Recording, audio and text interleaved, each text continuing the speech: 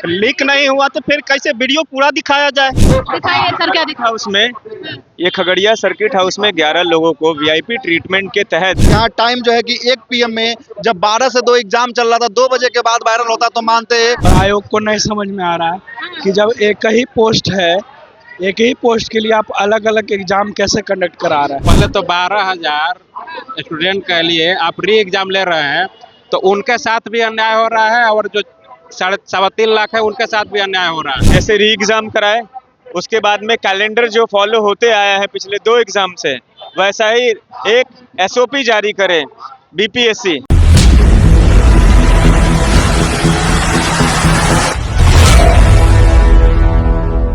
देखिए, ये आवाज जो आप सुन रहे हैं वो गर्दनी बाग धरना स्थल का है। छात्र एकजुट है और लगातार मांग कर रहे हैं री एग्जाम के लिए। आप साफ तौर पे विजुअल के माध्यम से देख पा रहे होंगे किस तरीके से छात्र जो है वो बड़ी संख्या में आए हुए हैं, और ये छात्र जो है वो काफी दूर दूर से आए हुए हैं।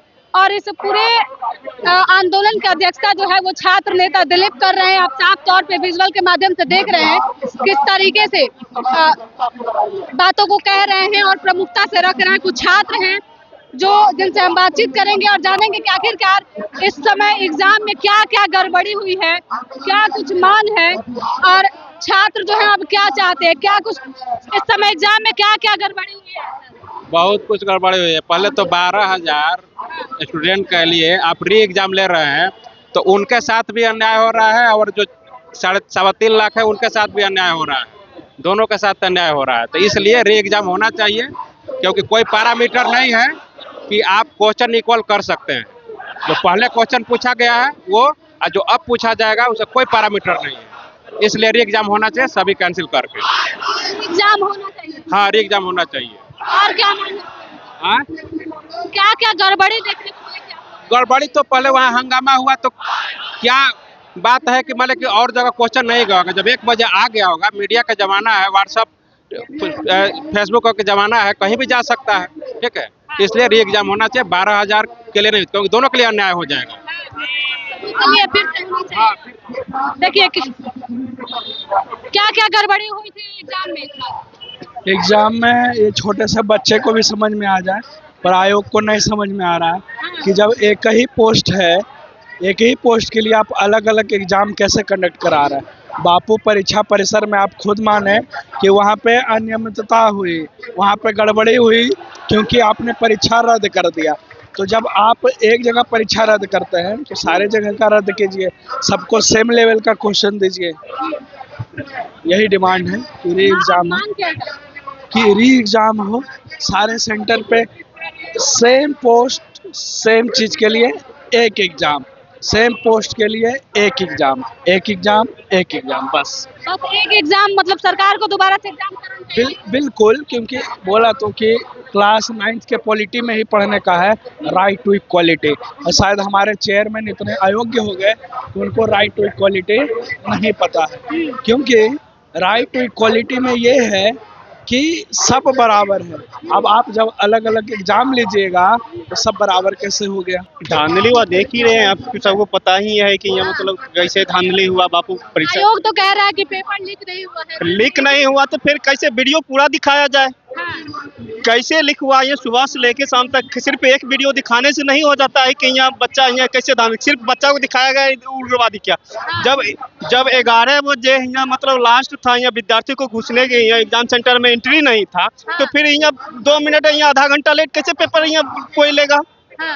सर मेरे क्या मांग है सरकार से? री एग्जाम मतलब सारी एग्जाम को कैंसिल करके फिर एग्जाम, क्या मांग है? री एग्जाम का मांग है कि पूरा पेपर कैंसिल करके, और एक हमारी 4 मांगे हैं। जैसे री एग्जाम कराए, उसके बाद में कैलेंडर जो फॉलो होते आया है पिछले 2 एग्जाम से, वैसा ही एक एसओपी जारी करे बीपीएससी।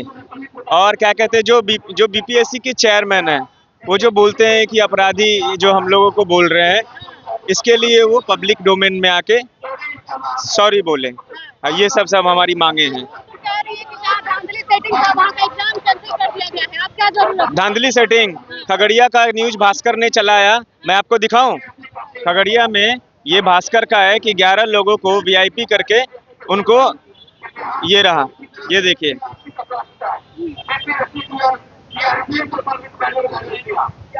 ये क्या है? ये आप भी उसमें दिखा दीजिए। दिखाइए सर, क्या दिखा? हाउस में, ये खगड़िया सर्किट हाउस में 11 लोगों को वीआईपी ट्रीटमेंट के तहत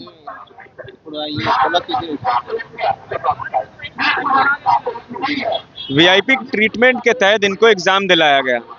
ये देखिए, सर्किट हाउस का है। तो बापू सभागार का जो बोल रहे हैं, तो बापू सभागार जो एक सेंटर है उसमें 12,000 स्टूडेंट है, तो कितना हुआ? कम से कम 24 सेंटर हुआ। तो 24 सेंटर का आप एग्जाम अगर कैंसिल कर रहे हैं तो आप कितना कर दिए? 912 सेंटर में से 24 का, तो आप जब उसका अलग से पेपर लेंगे तो पेपर का आप वो नॉर्मलाइजेशन हो गया। और लेवल प्लेइंग फील्ड करने के लिए आप तो सेम पेपर लाएंगे, तो बच्चे तो एक महीना में वही रट के आ जाएंगे। तो पता चला कि 12,000 में से 6,000 रिजल्ट बापू सभागार का हो गया, तो बाकी सेंटर का क्या होगा? तो ये तो पूरा यही खेल है ना। इसी खेल को उजागर करने के लिए, और ये ना खेल हो हम लोग के साथ में, इसीलिए हम लोग बोल रहे हैं कि कैंसिल करके री एग्जाम लो। अगर री एग्जाम आयोग नहीं करवाया तो छात्र क्या? हम लोग यहाँ बैठे रहेंगे, कैसे नहीं करवाएंगे? डेमोक्रेसी है।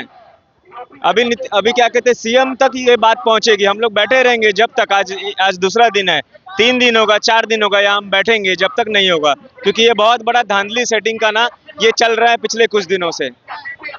एग्जाम में क्या क्या धांधली सेटिंग? बहुत कुछ धांधली सेटिंग हो रहा है इसमें, है ना।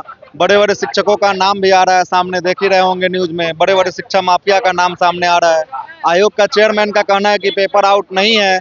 तो बताइए महाशय कि आप लोग जिस सेंटर में आप लोगों का एग्जाम पड़ा था, वहाँ पे क्या क्या समस्याएं हुई? वहाँ पे तो कोई चेकिंग ही नहीं हुआ है। ऐसे ही घुसने दिया जा रहा था, जिसको मन जो आ रहा है जा रहा है, कोई चेकिंग नहीं है। देखिए, उनका कहना है कि क्वेश्चन आउट नहीं हुआ। 1 बजे का यहाँ देखिएगा, या दिखाइए 1 बजे का यहाँ टाइम जो है कि 1 PM में जब 12 से 2 एग्जाम चल रहा था, 2 बजे के बाद वायरल होता तो मानते हैं कि 2 बजे जो है कि आपको पेपर वायरल हुआ है तो एग्जाम क्या खत्म। 1 बजे एग्जाम चलने के दौरान का ये पेपर है।